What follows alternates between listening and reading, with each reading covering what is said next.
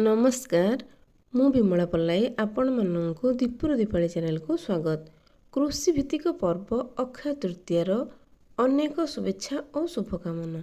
अक्षय तृतीया उपरे आधारित मु लिखिथिबा एक कविता आपण माननकु सुनिबाकु जाउछि। कविताटीर शीर्षक अखिमुठी अनुकूल। शुक्ल तृतीया बैशाख मास मुठी अनुकूल करिबा आस। अनुकूल हेब चाष आमर चाषी भाई मन भारी उल्लास। बरसके थरे पालंती श्रद्धारे पुण्य अक्षय तृतीया। सारा ओडिशा रे ओडिया माने तो पालन करंती एहा।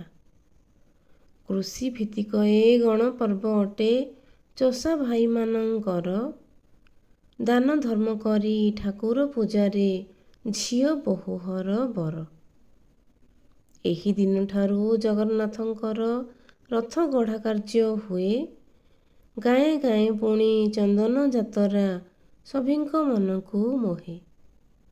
पुण्य एही तिथि जयदेव जयंती परशुरामंकर जन्म। बंधुत्व प्रतीक कृष्ण सुदामांक मिलन विरल दिन।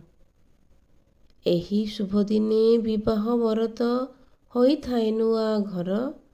सकाळु सकाळु चाषी भाईंकर मिले नाही टिके तर। हल बलदकु सांगरे उड़ाई गौणी रे धान भरी। धूप दीप देई खेतकु पूजई अखि मुठी शुभ करी। मुठा मुठा करी बिहन गुड़ीकु कियारी रे बुणी दिए। एमंत प्रकार बिहन बुणाकु अखि मुठी कुहा जाए। आमे तो ओडिया भारी तो बढ़िया परब पुनेई मानी। रहिछु रहिबु जुग जुग धरी सभिंकु आपणा मणि।